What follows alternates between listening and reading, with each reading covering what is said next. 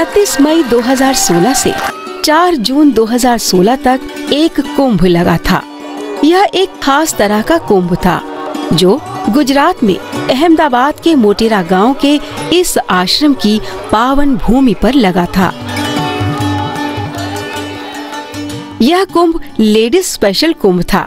यह अपने आप में एक खास तरह का कुंभ था जहां परमात्मा का ध्यान भी था, भगवान नाम का चिंतन भी था, अपने इष्ट के लिए गोपियों का विरह था, गोपियों का प्रेम था, अपने परमात्मा के आनंद की अनुभूति भी थी और भगवान को रिझाने व मनाने के लिए नृत्य भी था।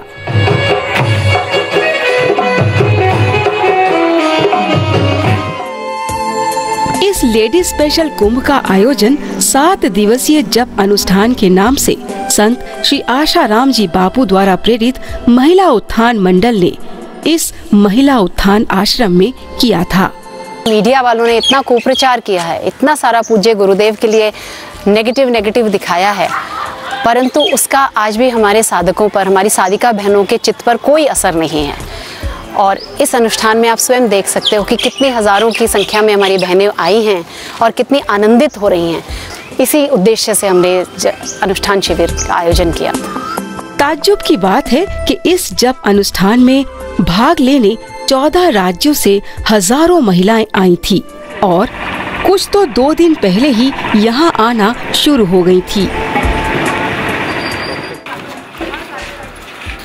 ये जानते हुए भी कि संत श्री आशाराम जी बापू लगभग 3 सालों से एक लड़की द्वारा आरोप लगाए जाने की वजह से जोधपुर जेल में बंद हैं और मीडिया ने पूरी दुनिया को कई घंटों तक अपनी नकारात्मक खबरों के जरिए समझाने की लाख कोशिशें की कि संत श्री आशाराम जी बापू कौन हैं और वो क्या क्या करते हैं।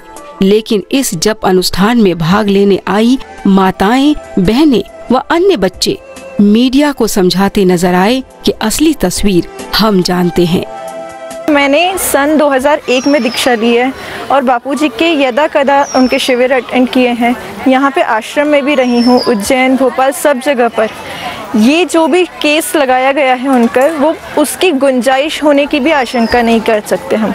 मतलब 1% भी या फिर 0% भी जिसकी आशंका होती है वो भी हम लोग नहीं मान सकते, क्योंकि एक स्त्री ने वहाँ पे लगाया है। यहाँ पे हजारों स्त्रियाँ रह रही हैं, उनसे पूछा जाए, जो यहाँ रह रही हैं वो सच बता पाएंगी। एक बाहर की स्त्री के सच पे कबूल नहीं किया जाना चाहिए। अगर देश भर में देखा जाए तो बापू ही एक है जो हमारा सर्वांगीण विकास चाहते हैं, और ये जो आरोप लगाया है वो एक लड़की है सिर्फ। अगर उसके अपोजिट में देखा जाए तो हज़ारों नहीं लाखों महिलाएं हैं जो बापू की तरफ से खड़े हैं। उनका कोई अनुभव क्यों नहीं पूछते? आप एक लड़की के लिए बापूजी को इतना कारावास दिया है, 3 साल कम नहीं होते किसी के लिए। बापूजी पे आरोप लगाए ये तो एकदम झूठे हैं। इसको अगर ब्रह्मा विष्णु महेश भी आके हमसे कहें कि ये आरोप सत्य है तो हम इसको बिल्कुल नहीं मानेंगे, क्योंकि हमने अपनी आंखों से देखा है, कानों से सुना है और सब चीज़ों को महसूस किया है। और ये हमने नहीं, सभी गुरु बहनों ने, और जो निगुरे आते हैं उन्होंने भी इस चीज़ को, आश्रम में खाली गुरु बहनें नहीं आती हैं, कई निगुरे भी आते हैं, वो भी आकर के देख के गए हैं। और हम लोग सेवा कार्य भी जो करते हैं उसमें भी सभी लोग बोलते हैं कि आपके बापूजी निर्दोष है। इस जप अनुष्ठान में सभी माताएं व बहनें बड़े ही अनुशासन में रहकर अपनी प्रकृति, अपनी संस्कृति, अपने धर्म व नियम का पालन करती नजर आईं। चाहे वो सूर्य को जल देना हो, तुलसी, बेलपत्र या बरगद यानी बरदादा को जल देना व परिक्रमा करना हो, यहाँ सब कुछ संयम व श्रद्धा पूर्वक किया जाता था। गौ माता को चारा खिलाना, ये सब करके माताएं बहुत ही खुश थीं। कुछ तो चाहती थीं कि ये अनुष्ठान खत्म ही ना हो। हम लोगों को, हम अपना घर ही भूल गए, हमको अपने घर की याद ही नहीं आई। और बल्कि मेरे तो घर फोन करके ये किया कि बच्चों को यहाँ भेज दो, 1 महीने की छुट्टियाँ हम लोग यहीं बिताएंगे। हर दिन सुबह 8:30 से 9:30 बजे तक यहाँ योगासन करवाया जाता था। कुछ बहनें इस बात से इतनी खुश थीं कि जब अनुष्ठान में आध्यात्मिक उन्नति के साथ साथ स्वास्थ्य लाभ भी मिल रहा है।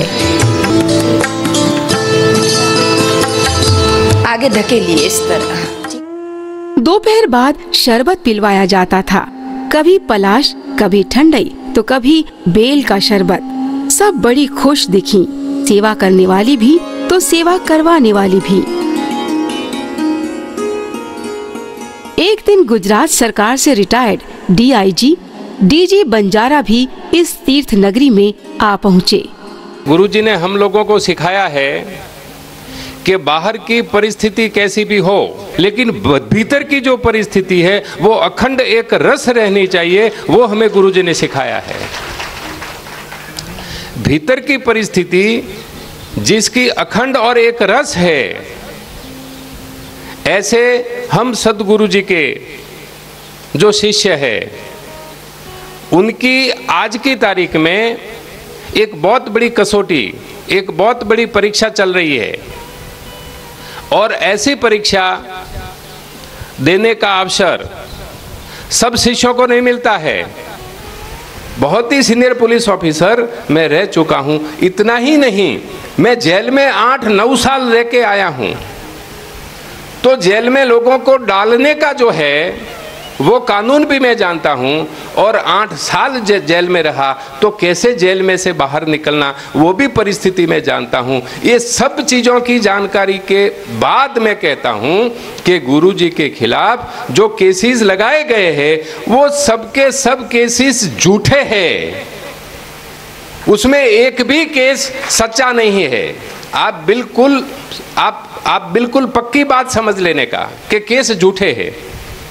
अभी इस संस्कृति को खत्म करने के लिए, देश की सभ्यता को, सनातन धर्म को खत्म करने के लिए गुरुजी को ये गलत केसेस करके जेल के अंदर रखे गए हैं।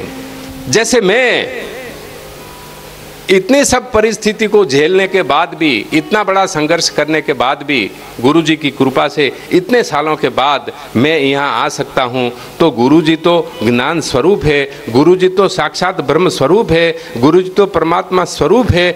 उनको मोटेरा में वापस आने में किसी भी प्रकार की बाधा नहीं होनी चाहिए। साधक बहनों को यहाँ किसी भी तरह की कोई चिंता नहीं थी। जिनके साथ बच्चे आए थे वो भी खेलते कूदते और मस्त दिखे। ये बहनें भी यहाँ ऐसे रह रही थी मानो अपने मायके आई हों।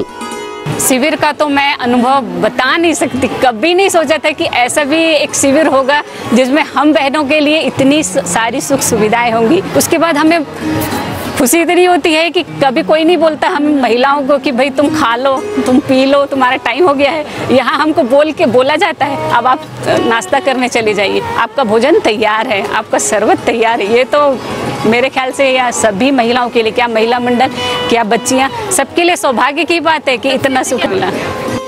सातों दिन इन श्रद्धालु बहनों को नए नए तरीकों से भक्ति का रस पिलवाया गया। कभी नाटिका के जरिए समझाया गया कि महाराष्ट्र की वीणाबाई ने समर्थ रामदास के चरणों में कैसे निर्वाण पाया था। एक खूबसूरत कव्वाली में समझाया गया बापूजी और बापूजी के साधकों का रिश्ता कैसा है। पूज्य बापूजी के श्री चरणों में कोटि कोटि प्रणाम। कि बापूजी कितना खूबसूरत है, कितना खूबसूरत है आपका और हमारा रिश्ता। वाह वाह वाह वाह। कि बापूजी कितना खूबसूरत है आपका और हमारा रिश्ता, कि आपने कभी बांधा नहीं और हम कहीं और जा न सके। वाह वाह वाह। कि आपने कभी बांधा नहीं और हम कहीं और जा न सके।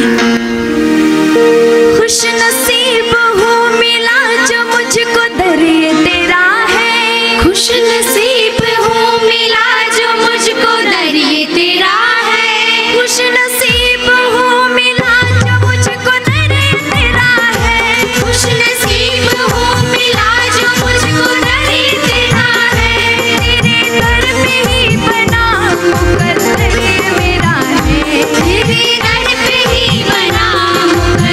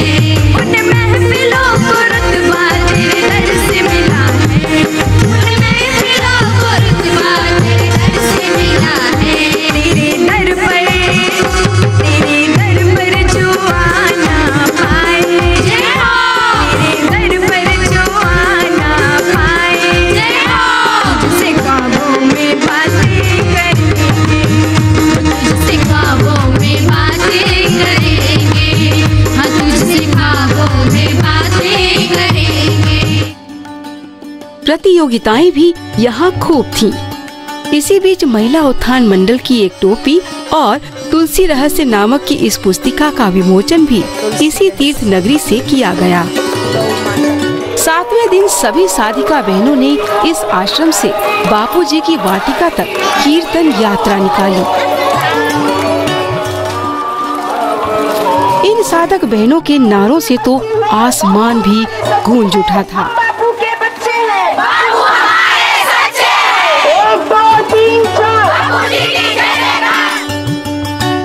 वाटिका में पहुंचकर बापूजी की शांति कुटिया की परिक्रमा की, श्रद्धा सुमन अर्पित किए, गुरु को प्रणाम किया और वापस पंडाल में आखिरी सत्र की पूर्णाहुति के लिए हाजिर हो गई।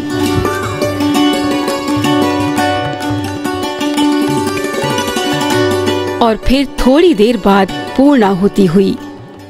आरती सद्गुरु देवनी थाय, आरती सद्गुरु देवनी थाय, विवड़ा जगमग जगमग थाय, विवड़ा जगमग जगमग थाय, आंगणिये आसो पालव बंधाय, आंगणिये आसो पालव बंधाय, मारा जीवन ना छो आधार, मारा जीवन ना छो आधार, जीवड़ा जगमग जगमग थाय, जीवड़ा जगमग जगमग थाय।